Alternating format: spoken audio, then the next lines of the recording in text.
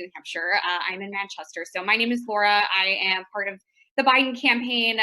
Thank you all for joining today. Without further ado, I'm going to pass it over to New Hampshire Democratic Chair Ray Buckley. Thank you, Laura. It's great to see you. It's always great to see somebody, not only from Manchester, but Manchester's Ward 8, be such a success in politics. And so congratulations on all that you're doing for the Vice President's campaign. Listen, thank you, everybody. Welcome. Thank you for joining us on this very important call.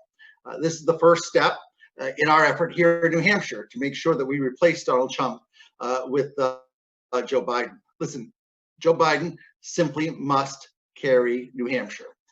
This is going to be a close election, and we all remember 2000. Al Gore lost New Hampshire by 7,000 votes. And if he had won New Hampshire, Florida never would have mattered, and Al Gore would have been president. Think about how different the world would be today. Each and every one of us has to work harder than we've ever worked before.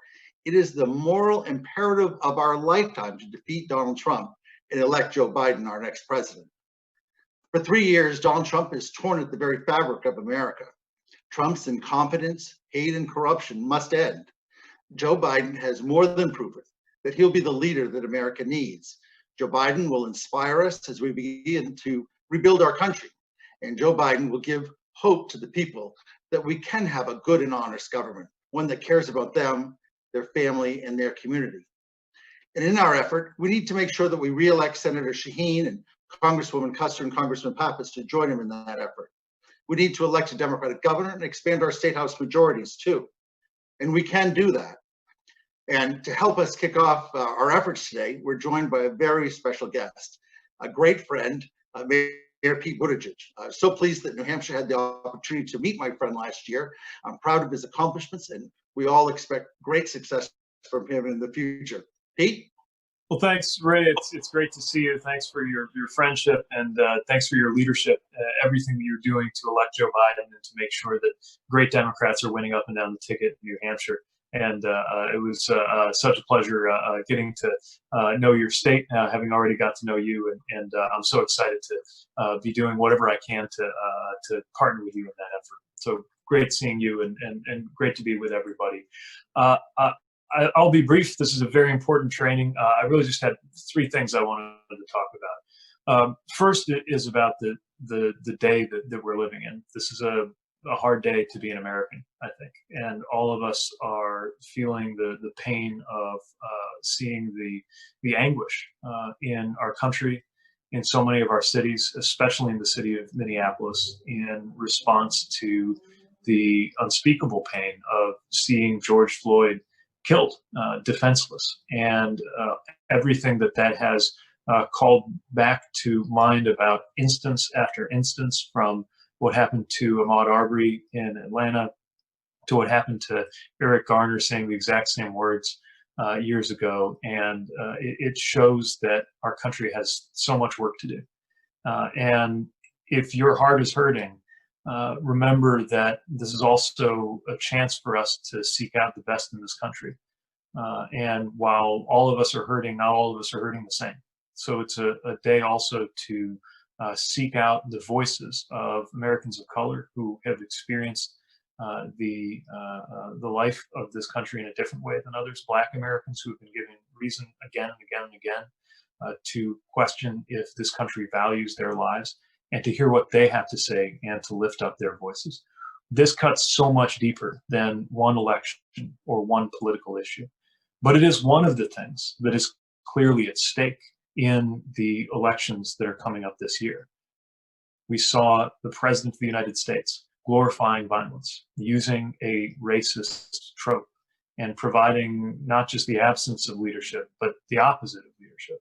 While Vice President Biden has been very clear about the steps that he will take, not only concrete legal steps like expanding the Justice Department's power to crack down on systemic misconduct, but from the day he launched his campaign, speaking about what was happening in Charlottesville, he talked about what was at stake in terms of the soul of our nation and the need for our nation to be called to what is best in us.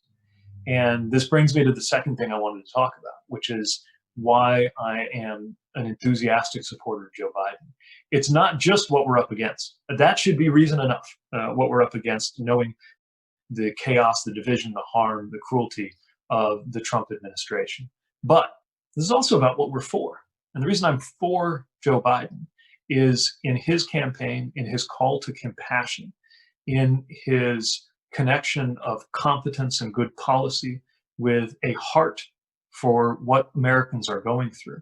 I see echoes of the values that motivated my own campaign as a response to the crisis of belonging in America. And I think we're being reminded again and again how what we need in a president is better policies than we have today, for sure, more competent management and administration than we have today, especially when it comes to getting out of this pandemic and the crisis that we're dealing with. But also something that sits on top of the policy and on top of the management, and that is the kind of leadership that will call out to what is best in us. I see that in Joe Biden, and I believe America needs that more than ever. And it's why I'm doing everything that I can. And thank you for being part of doing what you can by participating in this event to help make sure that he's the next president of the United States. And the third thing I want to talk about is a little more strategic. So I'm hearing a little bit of hand wringing out there about how Democratic campaigns, whether it's presidential or any other race, can be effective when so much about campaigning has changed. How can we make sure that we're getting out the vote, that we're going to win these critically important elections, when the very basis of politics as we know it, which is physically gathering with fellow Americans, is something that the one thing that we can't do? How can we make sure when candidates are confined to their homes, or when volunteers can no longer just swing open the door of a field office, walk in, sit down, and take a call packet? How do we make sure we're still campaigning effectively? And the thing that's really important for me to communicate is that if you're ever catching yourself asking yourself that question, you're the answer. So the candidates are doing what candidates need to do. They're speaking to the media, they're speaking to voters, they're continuing to advance good policies and call out for a different kind of leadership. The question is what the rest of us who are not on the ticket can also do. Are we figuring out how to virtualize our participation in politics? And that's what you're doing by being on this call. And that's what Sierra and the other folks you're going to hear from in a moment are going to help you and help train you in doing. We can absolutely succeed, and succeed in ways we wouldn't have thought were possible campaigning, even if it's because we're compelled to, in ways that might change the way that politics and campaigning works for years to come, long after this pandemic has run its course.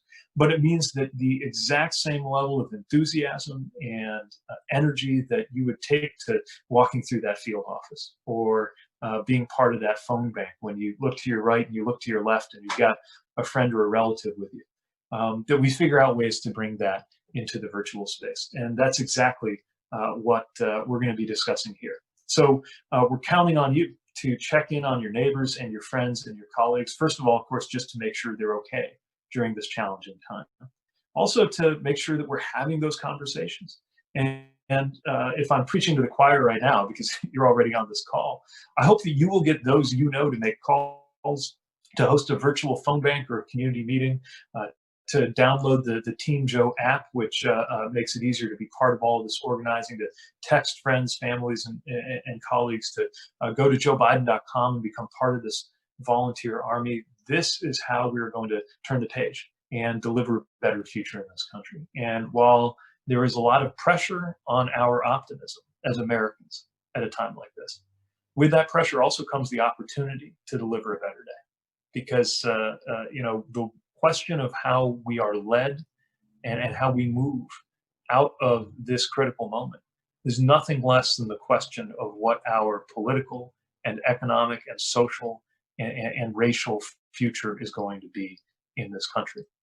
That pressure brings with it the opportunity to be able to look back years or decades from now at what we were doing in 2020, presented with all of these challenges, moral, political, and tactical, and responded to them by rolling our sleeves and getting something done. So thanks to everybody who's part of this.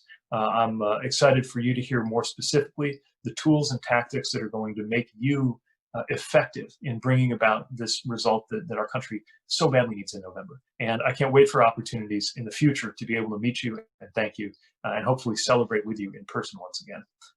Chairman Buckley, I'll turn it back over to you. Again, great to be with you. Great, thank you.